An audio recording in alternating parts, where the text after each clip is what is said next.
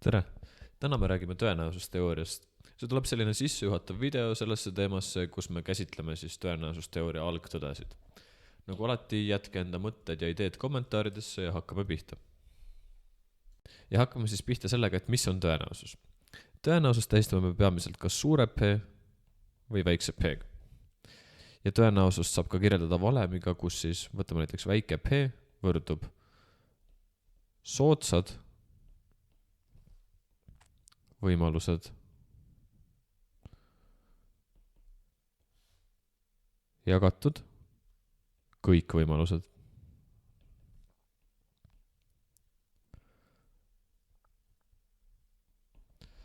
Soodsad võimalused on siis tulemused, mille korral soovitav sündmus toimub.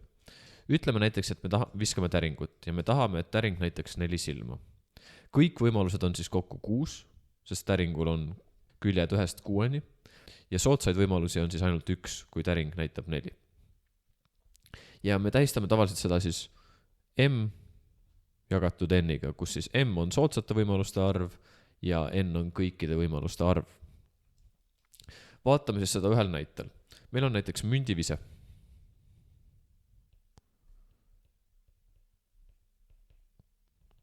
Kui me viskame münti, võtame siis eelduseks, et tulemus saab olla kull ja kiri. Ja mõlemate tõenäosus siis on 50%, ütleme, et meil on aus münt. Nii, kui me viskame münti ühe korra, siis mis on meie kõik võimalused? Meie võimalused on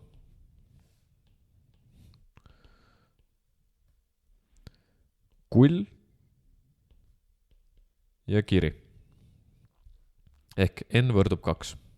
Ja kui me tahame näiteks teada, et mis on tõenäosus, et mündi viske tulemusel jääb münt kulli peale, siis on meil soodsad võimalused ainult kull,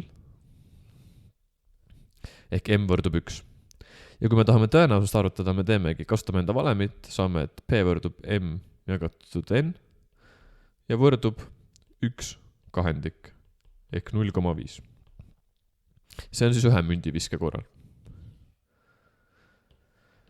Kui me võtame aga näiteks 2 mündiviset, siis esimese mündiviske korral tuleb kas kull või kiri. Kui me viskame teist korda münti, saame uuesti siit kull, kiri, kull või kiri. Kui me kirjutame need võimalused välja, ehk kõik võimalused, ja me peame siis järjekorda oluliseks, siis me saame, et kõik võimalused on kas kull,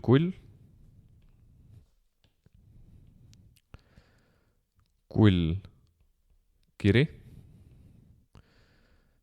kiri, kull või siis kiri, kiri. Ehk N võrdub 4. Ehk meil on 4 erinevat võimalust, kui järjekord on oluline. Kui me tahame teada, mis on tõenäosus, et 2 mündi viske jooksul me näeme mõlemat nii kulli kui ka kirja.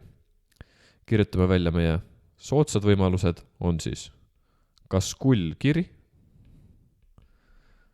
või siis kiri, kull. Ja me näeme, et M võrdub 2. Ehk tõenäosuse arvutamiseks me teeme jälle soodsad võimalused jagatud kõik võimalused, võrdub 2 neljandikku, võrdub 1 kahendik, võrdub 0,5. Ehk tõenäosus, et me näeme 2 mündiviske jooksul nii kulli kui ka kirja, on 0,5. Ütleme nüüd, et münti visatakse 3 korda. Mis on siis meie võimalused siis? 3. mündiviske jaoks me samuti laiendame lihtsalt enda seda joonist, kus siit tuleb jälle kull või kiri, kull või kiri, kull või kiri, kull või kiri. Ja siit, kui me kirjutaks kõik soodsad võimalused välja, me näeme, et esimene võimalus tekib seda mööda minnes, teine võimalus tekib niimoodi minnes, 3. võimalus tekib siit minnes, 4. võimalus on siit minnes, 5. võimalus on siit minnes, 6. võimalus on siit minnes, 7. võimalus on need tulemused ja 8. võimalus on need. Ehk kõikidel ülesandel ei pea kõiki võimalusi välja kirjutama, kuid tuleb aru saada, mitu neid on. Ehk kõik võimalused on 8. Ja ütleme, et me tahame teada, mis on tõenäosus, et 3 korda järjest visati sama mündi poolt.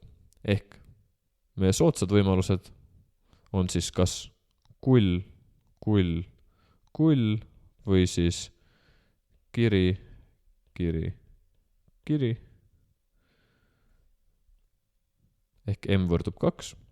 Ja tõenäosus, et 3 visati sama mündi pool, on M jagatud N võrdub 2 kaheksandikku, võrdub 1 neljandik, võrdub 0,25. Et need on siis algsed näited tõenäosusest, kuid lähme nüüd vaatame natuke ka mõisteid, mis on tõenäosusega seotud. Nii. Tõenäosusega on meil siuke reegel, et tõenäosus, et mingi sündmus toimub, on alati 0 ja 1 vahel. Sündmuseid me tähistame tavaliselt suurte tähtedega, kas A, B, C ja nii edasi. Kus näiteks A on sündmus, et täringul tuleb 4 silma või B on sündmus, et täringul tuleb vähemalt 3 silma. Ja tihtipeale me väljendame ka tõenäosuseid protsentides, ehk näiteks, et ütleme, et tõenäosus, et sündmus A toimub, on 0,32.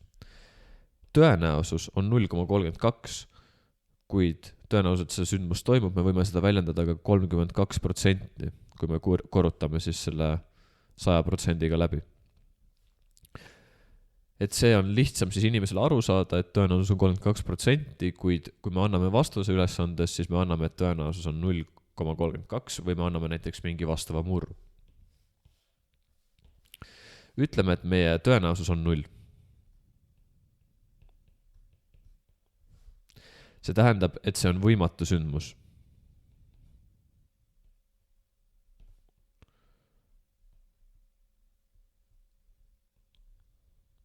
See tähendab, et seda sündmust ei juhtu mitte kunagi. Ütleme, et meie tõenäosus on 1. See on siis kindel sündmus. Mis tähendab, et see sündmus juhtub alati, ehk näiteks siis 100% kordadest. Ja ütleme, et meie tõenäosus on jälle 0,32. See on siis juhuslik sündmus.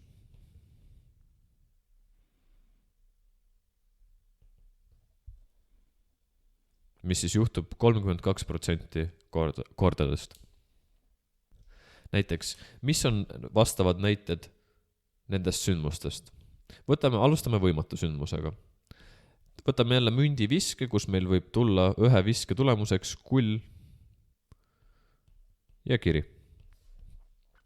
Näiteks ütleme, et sündmus A on siis, kui münt maandub küljele. Meie oleme siin määranud, et münt saab näidata ainult kas kulli või kirja. Reaalsuses võib tõesti münt maanduda küljele, kuid matemaatikas tihtipeale lihtsustatakse mingeid sündmusi, et oleks seda lihtsam arvutada. Näiteks siin me oleme lihtsustanud, et münt ei saa maanduda küljele, mis tähendab, et tõenäosus A toimumiseks on 0. See on võimatu sündmus meie olukorras. Samuti saame mündiviskega vaadata, et mis on tõenäosus B, et kas kull või kiri.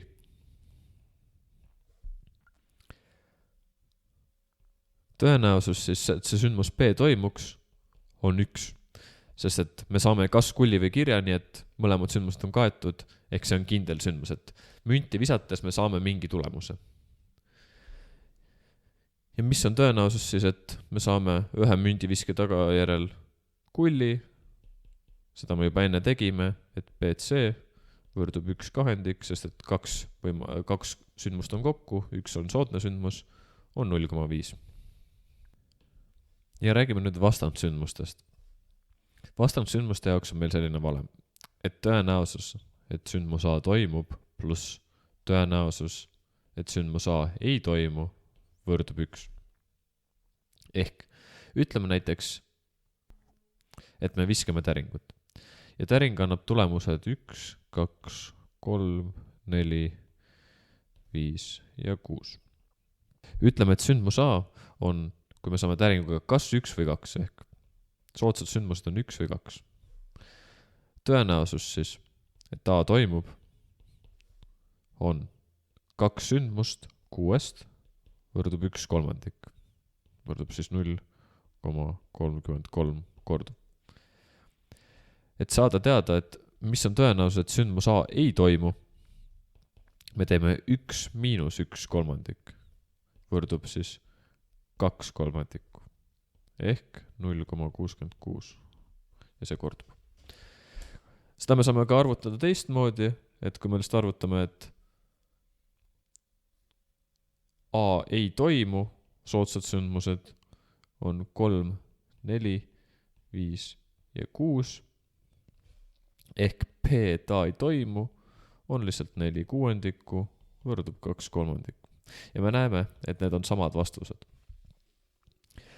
Siin oleks olnud isegi lihtsam, ma arvan, arvutada nende soodsate võimaluste kaudu, kuid tihti, kui te hakkate nüüd lõpuks neid tõenäosusülesandeid lahendama, näete, et vastassündmusega saab vältida väga pikka arvutust. Ja lahendame nüüd ka paar ülesannet seotud tõenäosusteooriaga. Juku võtab kaardipakist, milles on 52 kaarti kaardi ja ta tahab teada, mis on tõenäosus, et kaart on punane. Nii, esimene alaülesanne. Meil on 52 kaarti, mis siis jaotuvad 4 masti vahel. Risti, Järtu, Ruutu ja Poti. 2 nendest mastidest on punased. Ruutu ja Järtu. Kaardipakis on nüüd kokku 4 masti. Ehk need mastid on Ruutu, Risti, Järtu ja Poti. Punased on nendest ainult 2. Ehk Ruutu ja Risti. Siit me näeme, et kõikide võimaluste arv on 4 ja siit me näeme, et soodsate võimaluste arv on 2. Ehk tõenäosus, et sündmus toimub, on 2/4 ehk 1/2. Ja see on esimese alaülesande vastus. Alaülesanne number 2. Kaardi väärtus on väiksem kui 6. Selleks on vaja teada meil, mis kaardid on kaardipakis. Meil on kaardipakis numbrilised väärtused ehk 2, 3, 4, 5, 6, 7, 8, 9 ja 10. Meil on kaardipakis ka pildikaardid ehk poiss, emand, kuningas. Ning meil on kaardipakis ka äss. Nii, tavaliselt äss väärtuseks võib võtta 1 ja kuningas, emand ja poiss on kõik väärtusega 10. Nii et kui igat kaarti, need on kõik võimalikud kaardid pakis ja igal kaardil on oma mast, ehk kõik need korrutada 4-ga. Kaardi väärtus on väiksem kui 6. Mis siis vastavad meie tingimusele? Äss on väiksem kui 6, 2 on väiksem kui 6, 3, 4 ja 5. 6 enam ei ole väiksem kui 6, 6 on võrdne kui 6.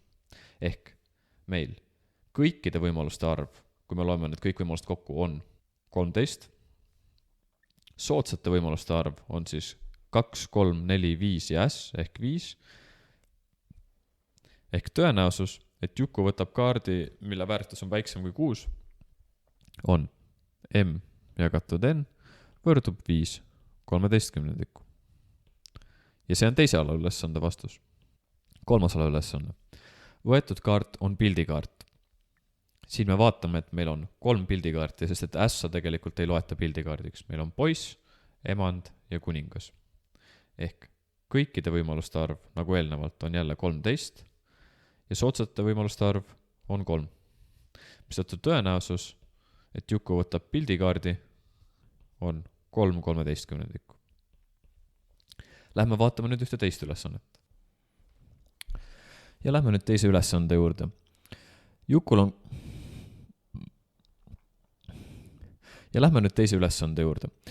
on kauss, milles on 5 punast kuuli, 3 sinist kuuli ja 2 rohelist kuuli. Mis on tõenäosus, et 1. Võetud kuul ei ole roheline.